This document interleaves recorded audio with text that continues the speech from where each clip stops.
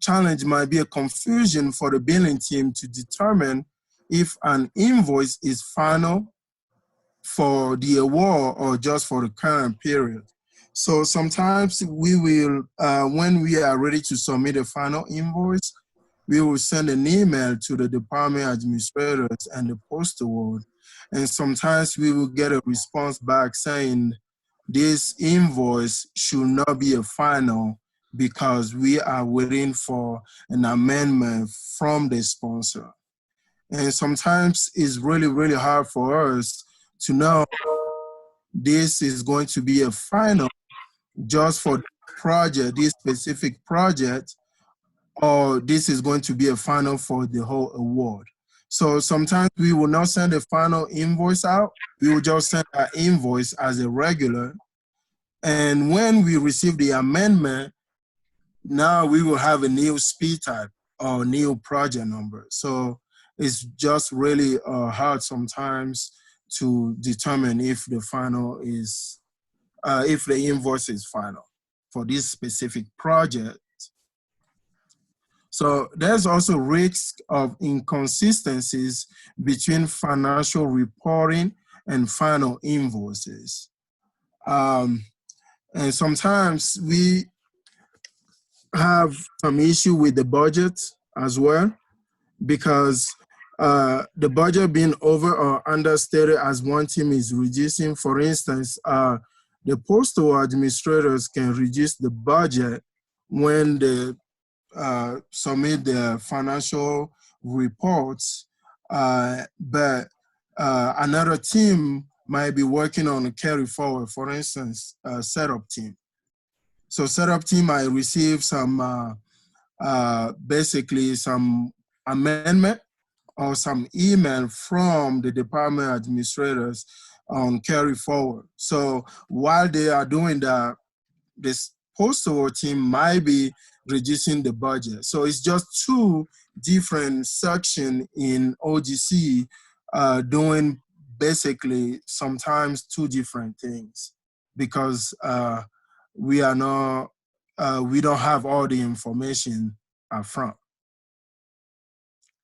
So closeout of award without the understanding that another year may still be awarded or project extended, causing rework and confusion.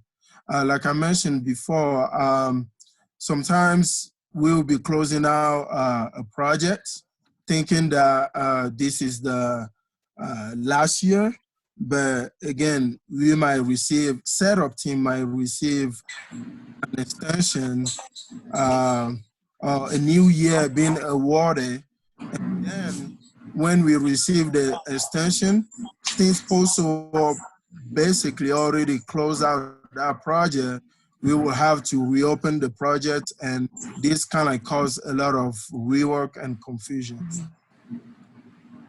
And this is the one that we always have in billing, which is a credit and rebill after the final invoice is submitted. Most of the time when we submit the final invoices, we also receive emails from post award department administrators saying that we need to include these activities, these charges need to be included on the final invoice, but they just didn't know that they have these charges before. Can we credit and rebuild the sponsors? So this sometimes cause a lot of issue, because we will have to go back to the sponsor and just ask them if they will pay the revised invoice, because the one we originally sent was marked final. And sometimes the sponsor will say, yes, we will pay revised invoice. Sometimes they will say no. Most of the times, if the revised invoice is going to be less than the original invoice, they are willing to pay. They don't have problem with that. They always have problem when the rebill is going to be more than what we originally submitted. So now I'm going to talk about the the advantages of the pilot. So this will implement a start to finish process where you will have a, a team who is doing your setup, the modifications, and a team who is doing your billing, a team who is doing your post-award duties and closeout. So it's always good because the department administrators are going to have a single point of contact. Because right now, the department administrators always contact the setup team. And after that, they will have somebody they will be working with in the billing team, and also somebody in the post-award team, and probably someone in the closeout. So you have like actually 4 sections in OGC that you are currently working with. But with these pilots, you only be working with one person or one part of 2 people. And this is going to definitely increase the teamwork by breaking down barriers between current team. Because like I mentioned, you have setup team, billing, postal. Now we are just going to be doing all these activity in this pilot. So you'll be working, we will be working as a team. For instance, Kristen and Marcella will be working as a team. Currently, they are sharing office, so they can just talk to each other since they are in the same office and get the job done on a timely manner. And this is also going to definitely increase the customer service that we are providing to our department administrators. Because now we will be able to access the status of a wall modification and the billing information directly. So if we have a department administrator contact the pilots, now we know that you have a wall modification sitting. We can see if we have any billing that we can potentially send to a sponsor right now while we are responding to your email regarding the modification of the award. And even if we have any financial reports due, we will definitely submit those financial reports right there. So the other advantage of the pod or the pilot is we brought people from the setup team, the post-award team, the billing team. So these people already have experience in this area. So they will be able to provide all the information that you might need. We are also able to do a steps in a logical order rather than having separate team doing tasks at different point in time. Now we are doing things, we have a streamlined process at this point from setting up the modification to closing out the contract. This is also going to help with turnover. Like I mentioned before, we have a part of 2 people working as a team. So let's say one person left the office or the university, at least you have another person who is always working on this project, who knows this project and will be able to help you out with any questions and concern you might have. So I think I'm done if you guys have any questions. Hey, Kofi, there is a question on the chat. Do you have that open? Let me check that out.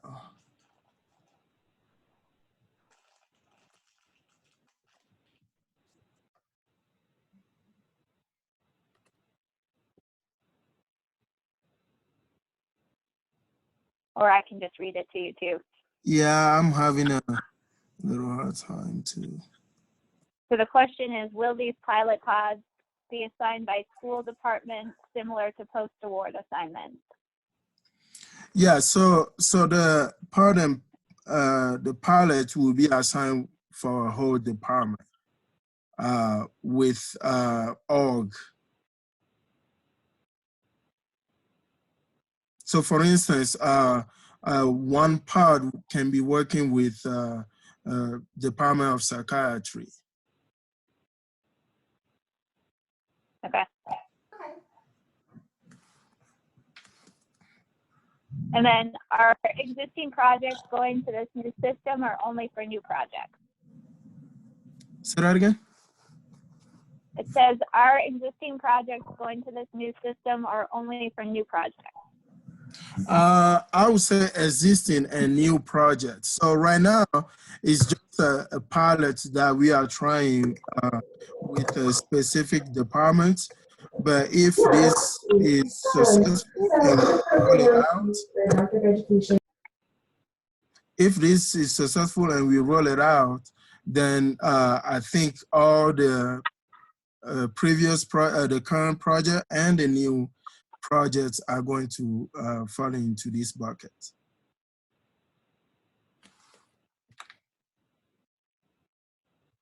Okay, and then does these pilots also include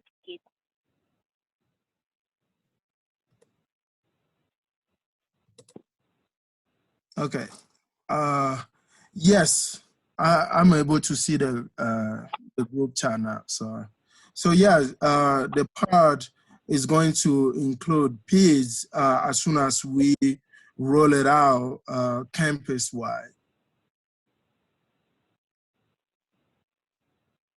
The next question says, will you please, yeah, I will definitely send the presentation.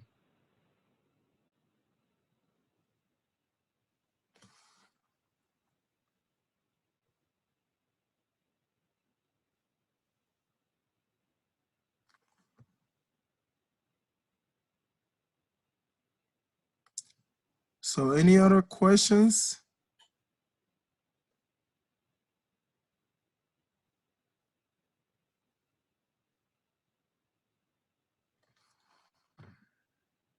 Someone wants to know when this will be rolled out for everyone, if you guys decide to move forward with it. So it's going to go for 1 year. So basically, if everything goes well and we are ready to roll it out to the whole campus, it might be basically February or March 2021.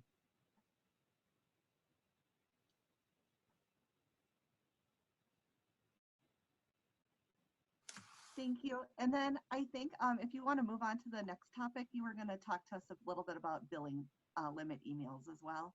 Yes, definitely. Let me pull that up and share my screen. Thank you for the information on the pilot program. That was really interesting. Yeah, you're welcome.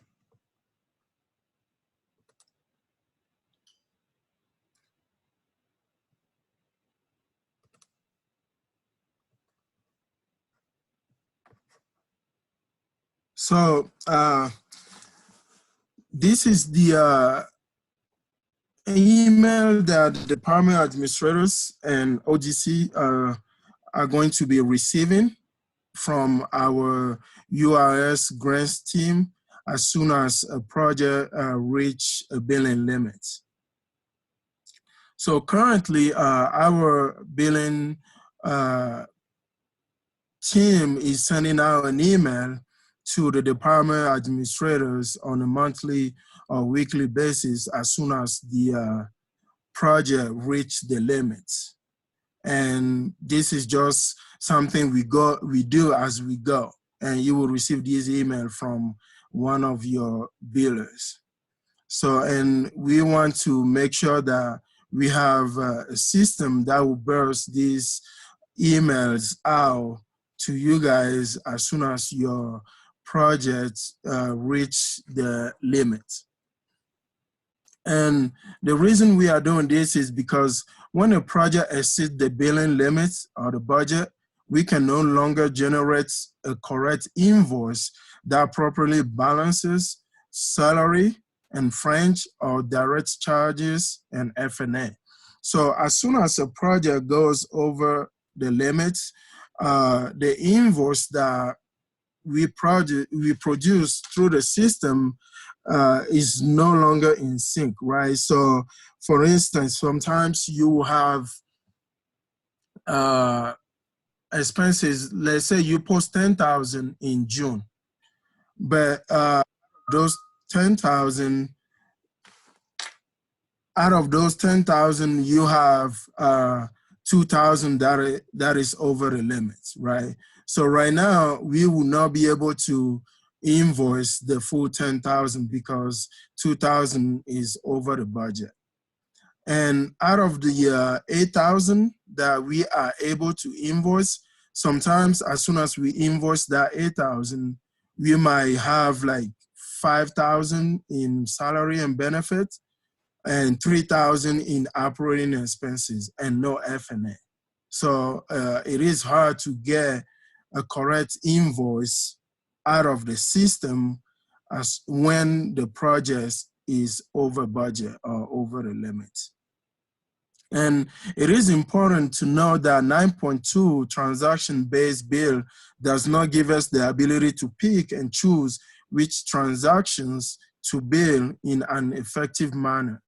So it's going to be hard for us to invoice for things that we should be invoicing for because the system will not let us pick F&A, will not let us pick direct charges like salary and benefits. So therefore, going over the limits on cost reimbursable bill project can cause delay in billing for transactions that are within the limits until those over the budget are removed. So that's why most of the times when projects are over the limit, we will wait for the department administrators to work with the postal to remove those expenses and have the project under the limits before we can invoice it. So this email will be sent the same night a project reaches its limits and every 30 days thereafter. So as soon as your project reach the limits or you go over the limits, you will receive an email and you will receive a reminder 30 days every month. And the emails are going to go to the fiscal manager, fiscal staff, and OGC grant accountant. And if you have any question, let me know. Let me open the chat. Hi, Kofi. Do you know when this one is going to go live as well? Right now, we're still working on it, but I would say probably within a month. Okay. Yeah.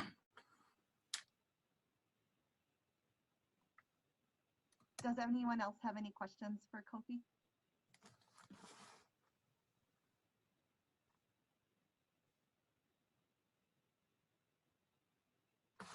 Okay. I think that's it. Thank you so much. Thank you for the information on the billing limits too. We'll be looking for that to get rolled out. Yeah, no problem.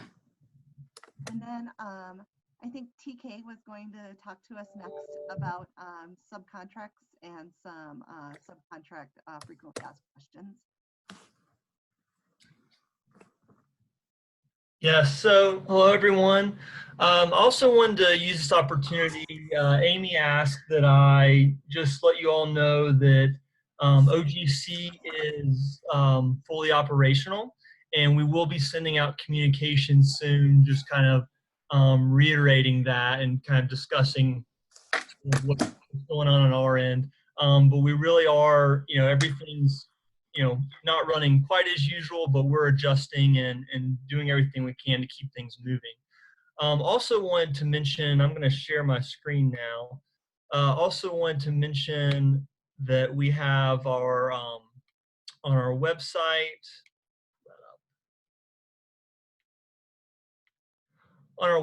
we have our coronavirus sponsor guidance.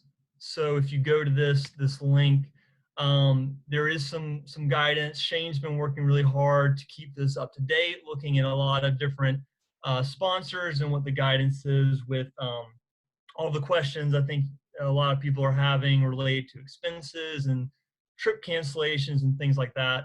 It looks actually like this was just updated. So it was, or just got updated recently. So if you haven't checked that out, please do. Some helpful information, and everything is just kind of changing pretty rapidly. So we're trying to digest as quickly as we can and then share that information to you. And that being said, we're also recognize that this is, a difficult time, but we appreciate everyone's hard work and patience, and don't hesitate to reach out. We're all in this together, and anything we can do to help, we're here and trying to do that as well. So that being said, moving forward to the subcontracts changes. So hopefully many of you have seen this newsletter we sent out. We had planned to do the subcontracts team talks on Tuesday, but we thought that was maybe a little bit much, given all the things that have been changing, really with Monday kind of being a big day for change. So we've pushed that to the 20th. Actually, that's not the 20th. It should be the whatever next Tuesday is. So the 24th. So it'll be on the 24th. I'll correct that. So if you're able to attend, great. We're going to try and record it as well. But we're going to go through all the changes, so it should be pretty helpful. Just high level on the changes, we do have a new form stack intake form for subcontract requests. We also have new subrecipient commitment forms, which includes a short form for FDP members. So we, as of August, joined the FDP clearinghouse, which allows us to take advantage of having access to information for other universities that are members of the FDP. So this really just allows us to do a little bit less in terms of requesting information from our subrecipients. We are also moving to a new policy to require commitment forms and risk assessment once a project instead of once a year. So instead of having, if you had, say, a 5-year NIH grant, instead of asking your subrecipients to commit or fill out a commitment form, once a year for those 5 years, you would just do it once at the beginning of the project. And then lastly, we are reviewing the PI signature on the subcontract. So hopefully some of you have seen this before, this survey. We're wanting to get feedback from departments on whether you would be supportive of removing the PI signature. When we first began implementing uniform guidance, and Amy and I were out doing some presentations, we asked for feedback from departments on whether they would like PIs to sign subcontracts. And at that time, the response was yes, that they wanted sort of that check from PIs to make sure that they sort of have documentation that the PI has reviewed and approved the subcontract. But looking at where we are now, it does seem to be a lot of times the PI signature that takes the longest in terms of getting the subcontract executed. So we're looking at whether departments are comfortable with removing this. We had a subcontracts working group with several departments involved, and did seem like there was a little more support for removing PI signature. There are a few options that we're looking at that could, if we do remove this signature, ways to send an automatic email to the PI and things like that. So you could please fill out that survey. And we are hoping to still implement all these changes by April 1st. So if you could fill out the survey by tomorrow, that will give us some time to make that decision and look at how we're going to roll things out. So I'm going to pull up the chat again and see if anyone has had any question. Can you send out a link to find the new forms? So in terms of the new forms, we don't have them up on the website yet. We have added a couple of forms. So I'm going to pull that up now and show you what we have.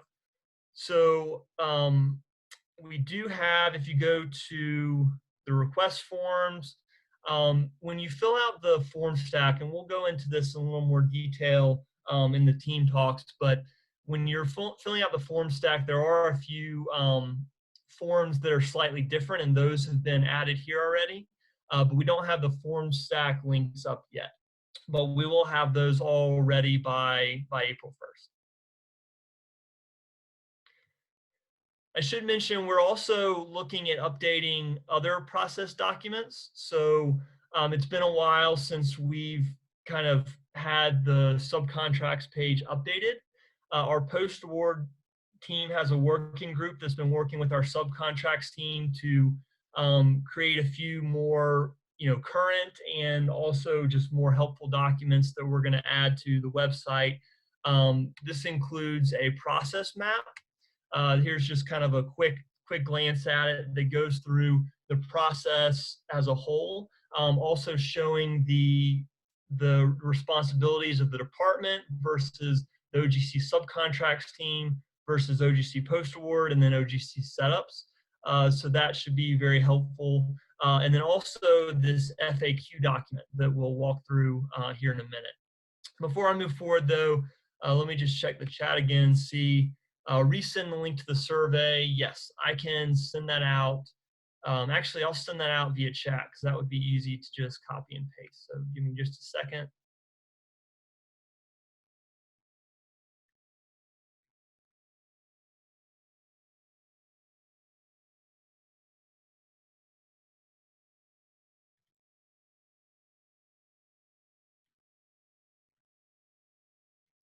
Okay, so here's the link for the survey.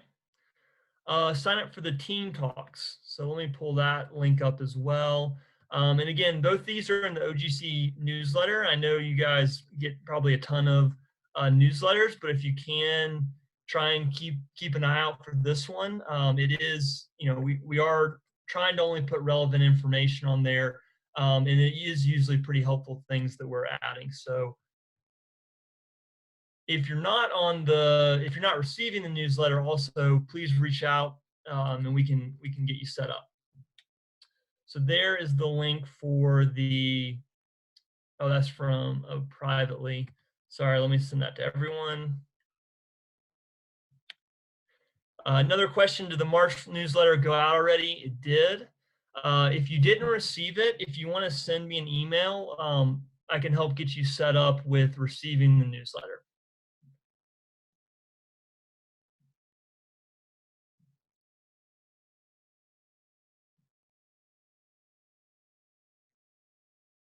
Okay, another question. What is OGC's guidance on effort allocation on research grants during the epidemic? If research personnel are working from home and not able to conduct normal research duties, should they still be charged the grant? So I'm going to direct you to the website, and I'll send a link out for everyone as well. So please check out this link in the guidance here.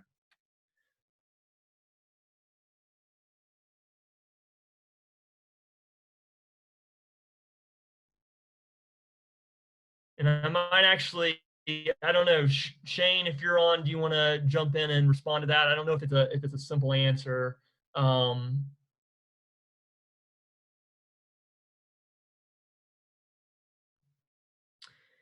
Did the survey link go to a private message as well? And it looks like it did.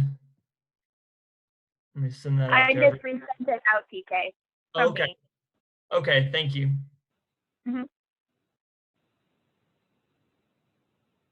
All right, so any questions about sort of the guidance that is out there, kind of high level? Okay, another one. Oh, Shane's responded. Thank you, Shane.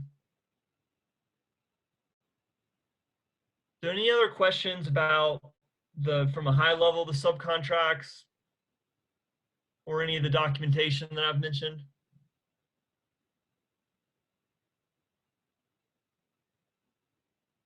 Okay, so I'm going to go ahead and move forward with the, looks like HRSA sent us guidance. Okay, so I'm going to move forward with the FAQs that were developed by our post-award subcontracts working group and our subcontracts team. So this was put together as kind of a way to help answer some of the questions that come up the most from departments to both our subcontracts team and the OGC post-award team. Hopefully, particularly for those of you who are new to post-award positions, this is a helpful document and can really help, kind of bridge the gap with some of the areas that most people are asking questions on. So what do I need in order to request a subcontract? So we have a document that goes through all the steps for requesting a subcontract. And that's also on our website, so please take a look at that. There are a few things to keep in mind. So, it's more than just a simple answer. So, just take a look at that document and definitely feel free to reach out if you have any questions. What information do I need to complete the subcontract request form? So we do have information, and this is going to change once we have our form stack form. We're cutting it down, not having the same delineation between different request forms. We will have a request form for subcontracts, amendments, and then research services agreements. But that's going to be the only difference in terms of the request form. But in terms of information that you will need to provide to make the request, so we need your proposal number for the prime award. And do keep in mind that we cannot do a subcontract until we have a executed prime award. We will need signatures on all forms. So the commitment forms, if you're in the first year, we will need budget dates. We will need to make sure that everything's consistent. And then we will need contact information for the department, the PI, which is in the section 3A. And then the 3B has the subrecipient contact information. We also need a statement of work and then the budget. So there is some guidance that we have provided in terms of statement of work guidelines. Just in general, the more specific you can be in terms of statement of work, the better. One thing that we've seen kind of coming up more and more are issues with subcontractors who aren't performing. When we have these situations where we're trying to deal with maybe payment that we are trying to withhold from a subrecipient who's not performing, it makes it a lot more difficult if the scope of work is very broad, because we need to be able to make the argument that they have not done specific items in the statement of work. So if it's a 1 or 2 sentence statement of work that really doesn't tie into any specifics, they can really charge, particularly if it's cost reimbursable grant that's the prime, they can charge really anything that's going towards the scope of work. So again, just hopefully not something that you end up having to deal with, but we are seeing it more and more where RPIs are wanting to push back with subrecipients. So just something to keep in mind when you're completing a scope of work. So a few questions. So do these documents relate only to when the award's being set up and not the grant submission stage when subrecipient commitment is being established? So good question. We are still have a process where you can get the commitment forms completed at the proposal stage or at the subcontracting stage. So our commitment forms, and the new ones as well, contain LOI language, so it can serve as both an LOI and a commitment form. So if you wanted to just go ahead and issue those instead of an LOI at the proposal stage, then you're already set up once you get to the subcontract stage with your commitment forms. However, we do also allow you, if you'd like, to just do an LOI at the proposal stage and then deal with the commitment form once you get to the subcontracting stage. We wanted to provide this flexibility for departments. We know there are times where you may have quite a few subrecipients on or potentially on a grant. We've seen 20, 30, some even higher than that. And it may be kind of burdensome, particularly if you don't think that you're very likely to get that grant. So we wanted to provide that flexibility sort of depending on what situation you're in. I will say though, going forward, with the shorter forms, it should be less burdensome in terms of what's having to be filled out. So it may make sense to just do the commitment form / LOI at the start, since particularly with FDP members, it's really just a one-page form. So it's not much more burdensome than an LOI. Second question, would the subcontracts team be able to share some good scope of work examples? That is a great question. I know that we had pulled a couple. I'm trying to think in terms of where we are in terms of documentation. I'm not sure if that is in this statement of work guidelines, but let me check on that. And I will say that as we are adding all this information to our website, it's something we will definitely include. So something for me to double check on, but at least when we have the website fully up to date, it will definitely be on there.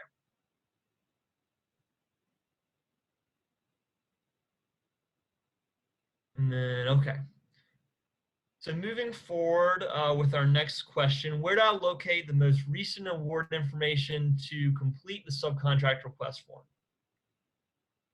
So most of that information is going to be in InfoEd. So if you log in just to the main page, most of the information that you're being asked for is going to be there. If you have things you can't find, please let us know. But I think between that and basically the contact information for yourself, the department, the PI, and your subrecipient, that should cover most of what's being requested. Oh, this is a good point as well. So you can also pick the most recent proposal number. That way, all the information will be up to date. And if you click on attachments, highlighted there, again, this will have your most recent award dates. That way, we're issuing from the most recent award. This is relevant, say, if you have a grant where you're not subcontracting in the first year or two, but then you're subcontracting later on. We want to make sure that, in particular, if it was, say, a federal flow-through and we're receiving different awards from a pass-through entity, that you are, referencing the most accurate dates for that prime award. So what are the roles and responsibilities for each area when managing a subcontract? So in general, you have the subcontract approval process requiring everyone to work together. We do have that chart that I showed you. We'll be putting that up on the website soon. So that's going to really go through all the roles and responsibilities there. But certainly if you have questions about things that should be done or things that need to be done and who should be doing them, please reach out. Then what's the difference between a subrecipient, subcontract, and a contractor consultant? Why does it matter? So this is really important. It's mostly based on kind of the federal guidelines. So they have very specific rules when it comes to subrecipients versus vendors. In terms of someone being a subrecipient versus a subcontractor versus a subawardee, those are terms of art for federal guidance. So a subrecipient is kind of the broader term. Subawardee would be a subrecipient that is receiving a flow through from a federal contract, and a subawardee would, well, I think it says, so the subawardee is flow through a federal grant, subcontractor is flow through of a federal contract. So we use subcontract pretty broadly just in terms of our jargon. But those are the times when it is a term of art, is when it's federal awards or federal contracts. When it comes to other entities that are awarding us, if it's a foundation or industry, we generally just call all those subcontractors. And then in terms of being a subrecipient versus a contractor, so also something that there are strict federal guidelines on. This really helps delineate between whether we're treating someone as, you know, as a subcontractor or subrecipient, where we would flow through all the terms of the prime award, or are we going to treat them as just a vendor where we can use a PO? So it also will impact F&A. As subrecipients, we charge F&A on the first 25,000, but only the first 25,000, whereas a contractor or consultant, we would charge on the full cost of that contract. But also with regards to the contract terms, we're going to put in a lot more with a subcontractor or subrecipient than we would with just a contractor, because this is for a scenario where, you know, we're working with a PI at another university, they're performing research for us. So we want to make sure that we're discussing things like IP, publication. We're going to have more requirements in terms of reporting, both technical and fiscal. So just keep in mind, there's a lot more that goes into the contract if it's a full subcontract versus a consultant. There is guidance. In general, we follow the federal guidelines when we're making a decision if someone should be a contractor or consultant versus subrecipient. There's a little more flexibility if the prime awardee or the prime grantor is not federal. So if it's the state or foundation or industry, a little more flexibility. But for all the things I mentioned before with what we're putting into the contract language, those kind of apply across the board. So we are trying to stay consistent with how we're making that decision, and it really just makes sense to follow the federal guidance. So I've gone through a number of things. I'm just going to check in with chat and see if anyone has any questions. Okay, so regarding the budget dates, what if a prime awardee or a prime award is a 5-year project, but the subaward begins in year 3? Do you submit a subcontract request form in the initial year or wait for budget year 3? You can just wait for the year 3. You don't have to submit anything. If you know at the very beginning of your project when you're doing the proposal that you're going to have a subcontract in year 3, it would still be helpful to provide that information in your proposal documentation. But if you don't know till year 3 and year 3 comes and all of a sudden you have a subcontract you didn't know you need, it's fine to just provide that information then. And then where can we find the document you're going through, subcontract FAQ? So we haven't uploaded this to the website yet, but we will be doing that soon. Also to note, we are moving from our current website to Sitefinity. I think everyone probably is working through that as well. I believe the goal is to do that by June of this year. Not sure how all the COVID-19 changes will affect that timeline, but we will make sure, in particular, by the time that we switch over to Sitefinity, that we have all this new documentation on the website. But we will be trying to add that as well in the meantime. Some of it in the meantime. All right, so a few more of these, and then we're getting a little close on time, but I'll go through as many as I can.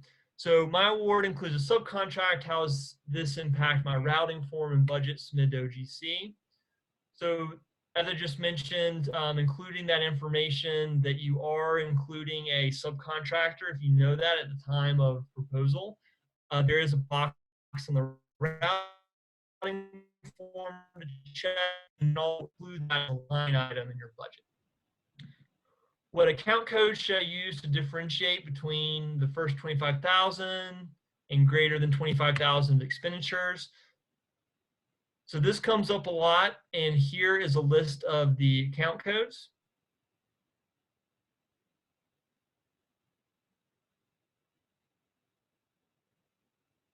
And also keep in mind that each individual subrecipient must be distinguished by their own set of account codes. And then a good example here, you're working with two subrecipients, A, B, C, and X, Y, Z. In order to properly track, each one must have their own account codes. And then how do I create a requisition for a subcontract? So this would be creating the requisition in Marketplace. We do have a step-by-step guide.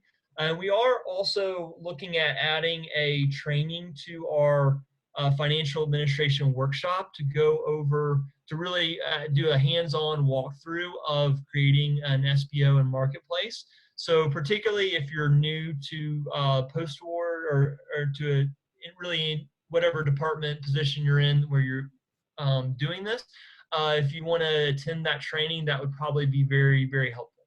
But we do have this step-by-step guide in a PDF form that you can look at as well. And then lastly, what prime terms conditions flow down. So we take the stance of flowing down all prime award terms and conditions. There are times where, if it doesn't make sense to flow down some of the terms, we can look at that. There are times where a subrecipient may push back and say, look, you're flowing down some of these terms that don't apply. If they truly don't apply, we can look at removing them. But in order, just for efficiency's sake, and really it's kind of a more conservative stance that we're making sure that our subrecipients follow everything they need to, we are currently flowing down all prime award terms and conditions every time we do a subcontract. So we're getting fairly close to time, and that's all the FAQs. Let me just check on chat. So the subcontract info ed routing will not be detailed anymore. So I'm not quite sure. Are you meaning the proposal routing? Or do you mean the request form when you're requesting a subcontract?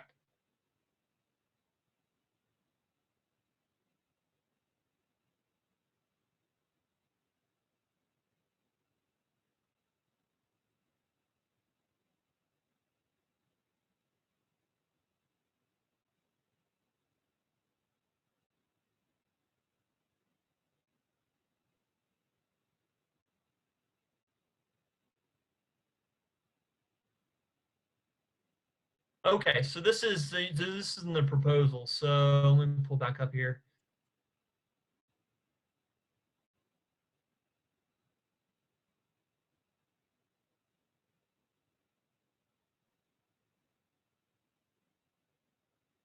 I'm trying to pull up your question again.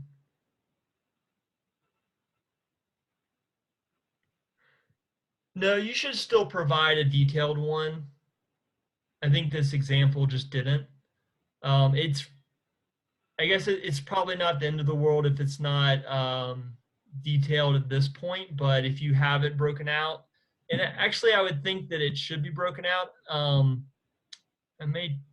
look into why this example was not, but it should actually be broken out at this stage as well, because we'll want to look, the pre-award team would want to look at the subcontract budget as well and make sure that all the costs are done correctly. So I would say have it be broken out, and we'll have this example fixed.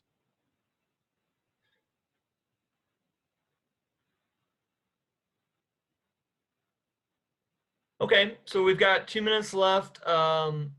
If there are other questions, feel free to reach out. But again, we have the full subcontracts team talks on Tuesday, and we'll go through a lot of the changes, and really it's an open forum for any just general questions. One last thing to mention is we will be going over research services agreements, which doesn't come up a lot, but it is kind of really a hybrid between a subcontract and a vendor agreement. So if you're not familiar, we'll be going over those. We're also going to have a guidance document we'll be going over on the team talks as well, and also putting up on our website. And then what time is the team talk? Let's see.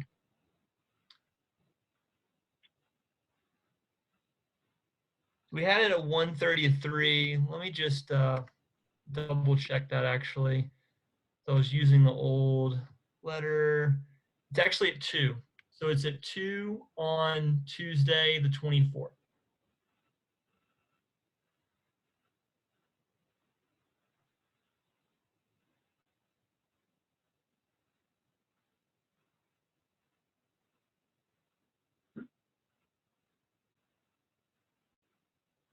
That was really helpful.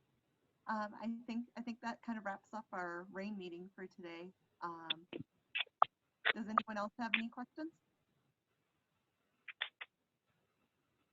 Thank you for attending.